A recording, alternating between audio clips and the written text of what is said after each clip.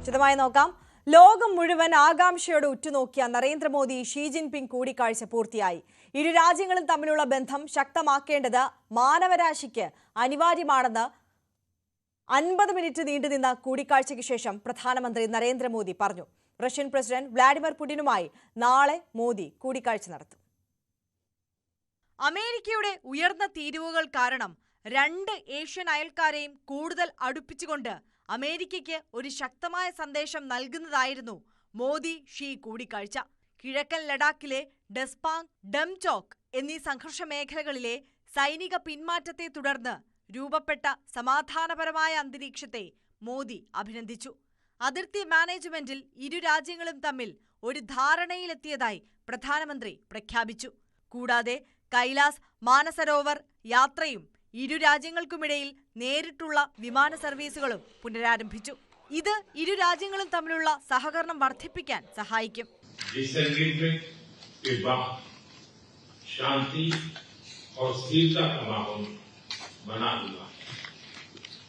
हमारे special representatives के बीच border management के संबंध में सहमति बनी.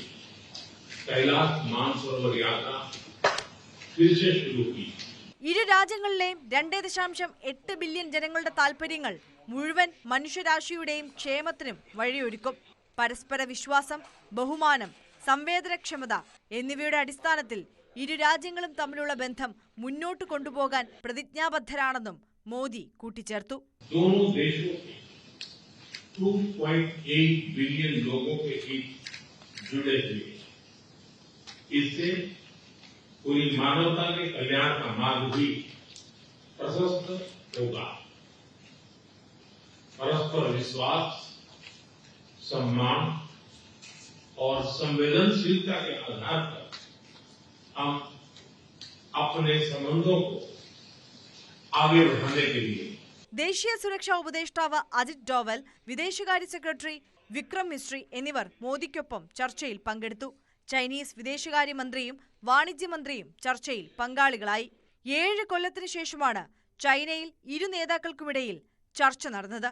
News desk, news 18. കൂടുതൽ വിവരങ്ങളുമായി MG മിഥുൻ ഇപ്പോൾ നമുക്കൊപ്പം ചേരുകയാണ്. മിഥുൻ, ഇപ്പോൾ ആ റിപ്പോർട്ടിൽ സൂചിപ്പിച്ചതുപോലെ തന്നെ 7 വർഷങ്ങൾക്ക് ശേഷമുള്ള ഒരു കൂടിക്കാഴ്ച ചൈന സന്ദർശിക്കുന്നു. അത് ലോകം മുഴുവൻ ആകാംക്ഷയോടെ ഉറ്റുനോക്കിയ ഒരു കൂടിക്കാഴ്ചയാണ്, ഉച്ചകോടിയാണ്. അതിനുശേഷം ഇതാ ഇപ്പോൾ നാളെ പുടിനുമായും കൂടിക്കാഴ്ച നടത്താൻ പോവുകയാണ് നരേന്ദ്രമോദി. പുതിയ ലോകക്രമത്തിന്റെ ഒരു തുടക്കം എന്ന തരത്തിൽ തന്നെയാണോ ലോകരാഷ്ട്രീയം ഈ ഉച്ചകോടിയെ നോക്കിക്കാണുന്നത്? ആര്യ, തീർച്ചയായും അങ്ങനെ കരുതേണ്ടിയിരിക്കുന്നു. കാരണം 55 മിനിറ്റ് നീണ്ടുനിന്ന ഈ ഒരു കൂടിക്കാഴ്ചയിൽ ഏതൊക്കെ കാര്യങ്ങൾ അല്ലെങ്കിൽ ഏതൊക്കെ വിഷയങ്ങൾ സംബന്ധിച്ച് ചർച്ച എന്നുള്ളൊരു വ്യക്തത വരേണ്ടിയിരിക്കുന്നു. അതിൻ്റെ വിശദാംശങ്ങൾ ഉടൻ തന്നെ ലഭ്യമാകുമെന്ന് കരുതുന്നു. എന്തായാലും നേരത്തെ തന്നെ നമുക്കറിയാം പുതിയൊരു സാമ്പത്തിക ഒരു രീതി അല്ലെങ്കിൽ ഒരു സാമ്പത്തിക ചേരി ലോകക്രമത്തിൽ ഉണ്ടാകുമെന്നോ അല്ലെങ്കിൽ ഉടലെടുക്കുമെന്ന രീതിയിലുള്ള ചില പരാമർശങ്ങൾ നരേന്ദ്രമോദിയുടെ ഭാഗത്തുനിന്നും ഉണ്ടായിരുന്നു. അതിനുശേഷമാണ് ഈ ഒരു കൂടിക്കാഴ്ച ഇന്ന് നടക്കുകയും ചെയ്തത്. ഈ 55 മിനിറ്റ് നീണ്ടുനിന്ന ഈ കൂടിക്കാഴ്ചയിൽ കൃത്യമായി വ്യാപാര രംഗത്ത് കൂടുതൽ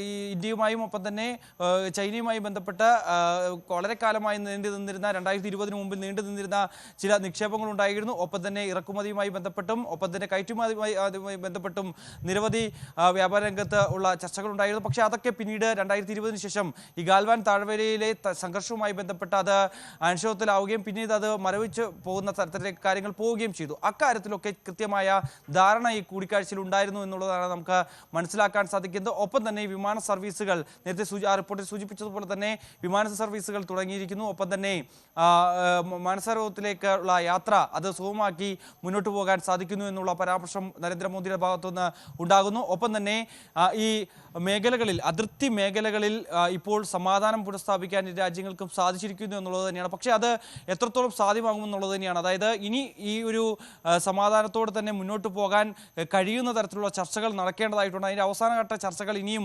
ഉണ്ടാകുമെന്നുള്ള സൂചനകൾ കൂടി ഇരു രാജ്യങ്ങളും പങ്കുവെക്കുന്നു, ഇരു നേതാക്കളും പങ്കുവെക്കുന്നു എന്ന് തന്നെയാണ്. അത്തരത്തിൽ മുന്നോട്ട് പോകുമ്പോൾ തന്നെ റഷ്യൻ പ്രസിഡന്റ് വ്ളാഡിമിർ പുടിനുമായി ഈ രണ്ട് നേതാക്കളും ഒരുമിച്ചിരുന്ന ഒരു കൂടിക്കാഴ്ചയ്ക്ക് വേദിയാകുമോ ചൈനയിൽ നടക്കുന്ന ഈ ഒരു ഉച്ചകോടി എന്നതുകൂടി നമുക്ക് നോക്കിക്കാണേണ്ടതായിട്ടുണ്ട്. അങ്ങനെയെങ്കിൽ അമേരിക്കൻ പ്രസിഡന്റ് മുന്നോട്ട് വെച്ചിരിക്കുന്ന ഈ തീവ്ര യുദ്ധം അല്ലെങ്കിൽ ഇത്തരത്തിൽ അധിക ചുങ്കം തുവർത്തുന്ന ഒരു നടപടി, അതിനെതിരെ മറ്റൊരു രീതിയിലുള്ള നടപടി ഇന്ത്യയുടെ ഭാഗത്തുനിന്നുണ്ടാകുമെന്ന് നമുക്ക് പ്രതീക്ഷിക്കേണ്ടിയിരിക്കുന്നു. കാരണം നേരത്തെ ഈ സാമ്പത്തിക വിദഗ്ധരും ഒപ്പം തന്നെ സാമ്പത്തിക രംഗത്തെ ശാസ്ത്രജ്ഞരും ഒക്കെ ചില മുന്നറിയിപ്പ് യുഎസിന് മുന്നോട്ട് വെച്ചിരുന്നു. അതായത് ബ്രിക്സ് രാജ്യങ്ങൾ ഒരുപക്ഷേ ഈ പാശ്ചാത്യ രാജ്യങ്ങൾക്ക് മുകളിലേക്ക് വരാനുള്ള ഒരു സാധ്യത ഈ ഒരു നടപടിയിലൂടെ ഉണ്ടായേക്കും എന്നുള്ള ഒരു സൂചന ഇത്തരത്തിൽ ട്രംപ് ഭരണകൂടത്തിന് മുമ്പാകെ വെച്ചിട്ടുണ്ടായിരുന്നു. അതിൽ പ്രധാനമായും പറയുന്നത് നേരത്തെ റഷ്യൻ പ്രസിഡന്റിന് അല്ലെങ്കിൽ റഷ്യയ്ക്ക് മേൽ കനത്ത ഉപരോധം പാശ്ചാത്യ രാജ്യങ്ങൾ ഏർപ്പെടുത്തിയപ്പോൾ മറ്റ് രാജ്യങ്ങളിൽ അവരുടെ വ്യാപാരം കൂടുതൽ ശക്തമാക്കിക്കൊണ്ട് അവർ ഇതിനെ തിരിച്ചടി അല്ലെങ്കിൽ അതിനെ പ്രതിരോധിക്കുന്ന ഒരു കാഴ്ച കാണുകയും ചെയ്തു. ആ ഒരു രീതിയിലേക്ക് പ്രത്യേകിച്ച് ഇന്ത്യ കടന്നാൽ അത് വലിയ തിരിച്ചടിയാകാൻ പോകുന്നത് യുഎസിന് തന്നെയാണ് എന്നുള്ളത് തന്നെയാണ്. സമുദ്രോൽപ്പന്നങ്ങളൊക്കെ ഏറ്റവും കൂടുതൽ ഇന്ത്യയിൽ നിന്നാണ് അവിടേക്ക് ഇറക്കുമതി ചെയ്യുന്നത്. അതുകൊണ്ട് തന്നെ അതിലൊക്കെ മറ്റ് രാജ്യങ്ങളിലേക്ക് ഇന്ത്യ സമീപിച്ചാൽ അത് യുഎസിന്റെ സമ്പദ് വ്യവസ്ഥയെ തന്നെ കനത്ത രീതിയിൽ തിരിച്ചടിയാകുമെന്നുള്ളത് തന്നെയാണ്. അതുകൊണ്ട് തന്നെയാണ് ഈ ഒരു വിഷയത്തിൽ നിന്ന് അല്ലെങ്കിൽ ഈ ഒരു നിലപാടിൽ നിന്ന് ഇന്ത്യ ഉറച്ചു നിൽക്കുന്നത്. റഷ്യയിൽ നിന്ന് എണ്ണ വാങ്ങുന്ന തീരുമാനം അതിൽ നിന്ന് പിന്നോട്ട് പോകാത്ത എന്നുള്ളൊരു സൂചനയായിരുന്നു അവർ നൽകുകയും ചെയ്തത്. എന്തായാലും ഈ ഒരു വിഷയത്തിൽ കടുത്ത നിലപാടോടുകൂടി ഈ മൂന്ന് രാജ്യങ്ങളും പോകുമ്പോൾ ലോകക്രമത്തിലെ തന്നെ 37% ജനസംഖ്യയിൽ 37% ഈ മൂന്ന് രാജ്യങ്ങൾ കൂടി ചേരുമ്പോൾ തന്നെ ഉണ്ടാവുകയും ചെയ്യും. അങ്ങനെ വരുമ്പോൾ അത് വലിയൊരു സാമ്പത്തിക ചേരിയായി ഉരുത്തിരിയാനുള്ള സാഹചര്യം മുന്നിൽ കണ്ടുകൊണ്ടുള്ള നീക്കം അമേരിക്കയുടെ ഭാഗത്തുനിന്നും ഉണ്ടാകും. അത് മുന്നോടിയായി തന്നെ ഇത്തരത്തിലുള്ള കൂടിയാലോചനകൾ നടക്കുന്നുണ്ട് എന്നുള്ളത് തന്നെയാണ്. നാളെ നടക്കാൻ പോകുന്ന റഷ്യൻ പ്രസിഡന്റ് വ്ളാഡിമിർ പുടിനുമായിട്ടുള്ള കൂടിക്കാഴ്ചയിലും ഈ ധാരണകൾ അല്ലെങ്കിൽ ഈ വിഷയവുമായി ബന്ധപ്പെട്ടുള്ള ധാരണകൾ ഉണ്ടാകുകയും ചെയ്യും.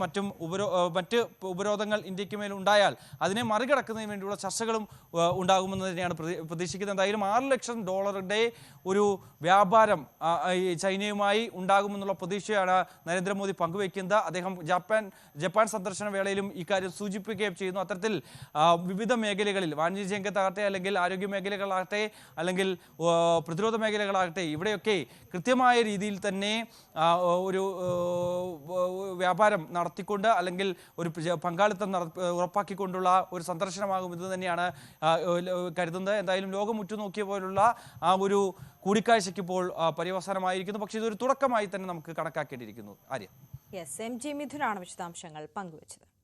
മൻ കി ബാത്ത് പരിപാടിയിൽ രാജ്യത്തെ അഭിസംബോധന ചെയ്ത പ്രധാനമന്ത്രി നരേന്ദ്രമോദി മൺസൂണിലെ കനത്ത മഴയിലുണ്ടായ നാശനഷ്ടങ്ങളെക്കുറിച്ച് അദ്ദേഹം പരാമർശിച്ചു. കഴിഞ്ഞ കുറച്ചാഴ്ചകളായി വെള്ളപ്പൊക്കവും മണ്ണിടിച്ചിലുകളും മൂലം വലിയ നാശനഷ്ടങ്ങൾ നാം കണ്ടു. നിരവധി വീടുകൾ തകർന്നു, കൃഷിയിടങ്ങൾ വെള്ളത്തിനടിയിലായി, മുഴുവൻ കുടുംബങ്ങളും തകർന്നു. ദുരന്ത സമയത്ത് സായുധ സേന, നാട്ടുകാർ, സാമൂഹിക പ്രവർത്തകർ, ഡോക്ടർമാർ, ഭരണകൂടം തുടങ്ങി എല്ലാവരും സാധ്യമായ എല്ലാ ശ്രമങ്ങളും നടത്തി. ഈ ദുഷ്കരമായ സമയത്ത് മനുഷ്യത്വത്തിന് മുൻഗണന നൽകിയ ഓരോ പൗരനും ഹൃദയപൂർവ്വം നന്ദി പറയുന്നുവെന്നും മൻ കി ബാത്ത് പരിപാടിയുടെ 125ാമത് എപ്പിസോഡിൽ നരേന്ദ്രമോദി വ്യക്തമാക്കി. प्राकृतिक आपदाएं देश की कसौटी कर रही हैं। वहां के लोगों को बचाने के लिए हमारे एनडीआरएफ, एसडीआरएफ के जवान, अन्य सुरक्षा बल, हर कोई दिन रात जुटे रहे। स्थानीय लोग, सामाजिक कार्यकर्ता, डॉक्टर, प्रशासन, संकट की इस घड़ी में सभी ने हर संभव प्रयास किया। मैं ऐसे हर नागरिक को हृदय से धन्यवाद देता हूं जिन्होंने इस कठिन समय में मानवीयता को सबसे ऊपर रखा हुआ है।